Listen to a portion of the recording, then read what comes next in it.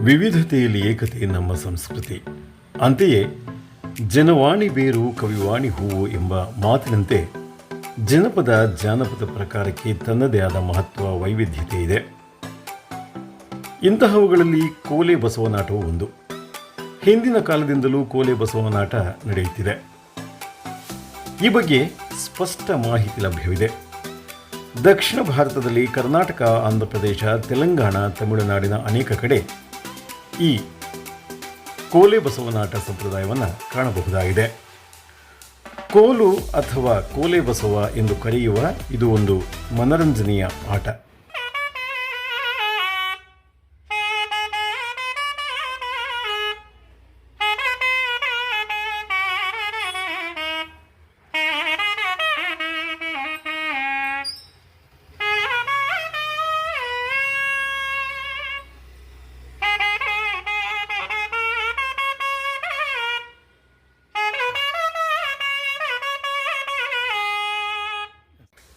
ಗ್ರಾಮಗಳಲ್ಲಿ ಸ್ವೇಚ್ಛೆಯಾಗಿ ಓಡಾಡುವ ಬೀದಿ ಕರುಗಳನ್ನು ಹಿಡಿದು ಪಳಗಿಸಿ ಈ ಆಟಕ್ಕೆ ಬಳಸಲಾಗುತ್ತದೆ. ಇಂದು ಕೂಡ ಗ್ರಾಮಗಳಲ್ಲಿ ಅಗಲಿದವರ ಹಿರಿಯರ ಹೆಸರಿನಲ್ಲಿ ಹೋರಿ ಕರುವನ್ನು, ಹೆಣ್ಣು ಕರುವನ್ನು ಮುದ್ರೆಯುತ್ತಿ ಬಿಡಲಾಗುತ್ತದೆ.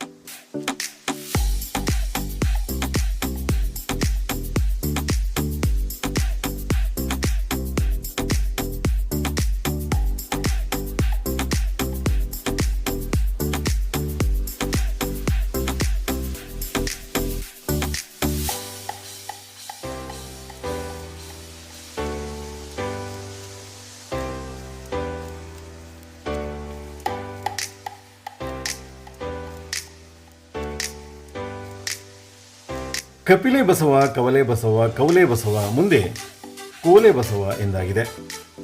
ಕೋಲೆ ಬಸವನನ್ನು ಆಡಿಸುವವರು ಮನೆ ಮನೆಗೆ ಭಿಕ್ಷಾಟನೆಗೆ ಬರುತ್ತಾರೆ. ಬಸವನನ್ನು ರಾಮನೆಂತಲೂ ಹಸುವನ್ನು ಸೀತೆಯಂತಲೂ ಕರೆಯಲಾಗುತ್ತದೆ. ಸಾಮಾನ್ಯವಾಗಿ ಬಸವನನ್ನು ವಿಶೇಷವಾಗಿ ಸಂಗ್ರಹಿಸಲಾಗುತ್ತದೆ.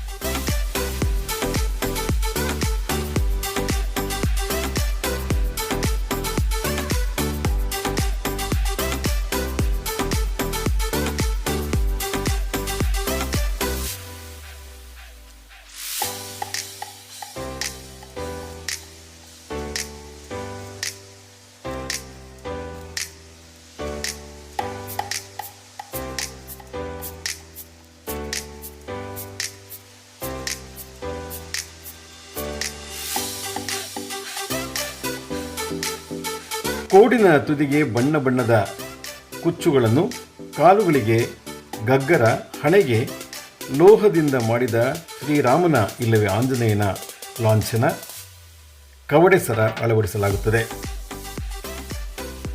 ಮುಖ್ಯ ಆಟಗಾರ ನಾದಸ್ವರ ನುಡಿಸುತ್ತಾನೆ.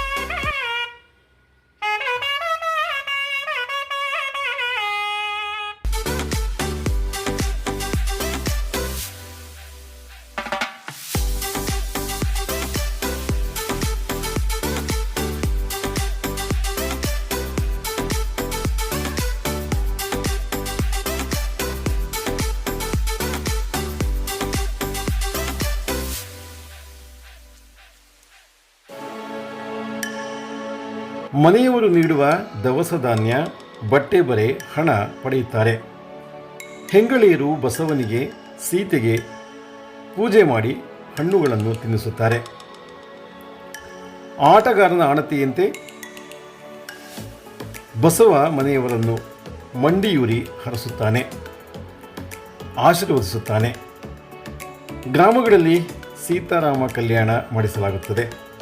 ಸುಗ್ಗಿಯ ದಿನಗಳಲ್ಲಿ ಈ ತಂಡದವರು ಹೊಲ ಗದ್ದೆಗಳಿಗೆ ತೆರಳಿ ದವಸ ಧಾನ್ಯ ಸಂಗ್ರಹಿಸುತ್ತಾರೆ.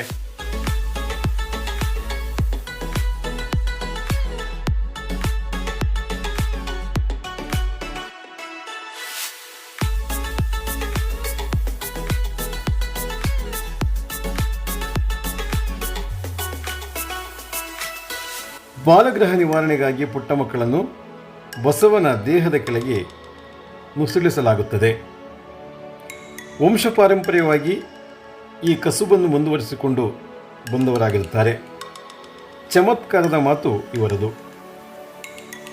ಕೋಲೆ ಬಸವನ ಆಟದ ಹೆಸರಿನಲ್ಲಿ ಇವರು ಜನರಲ್ಲಿ ಪೌರಾಣಿಕ ಪ್ರಜ್ಞೆಯನ್ನು ಬಿತ್ತುತ್ತಾರೆ, ಅರಿವು ಮೂಡಿಸುತ್ತಾರೆ ಎಂದರೆ ಅತಿಶಯೋಕ್ತಿಯಲ್ಲ.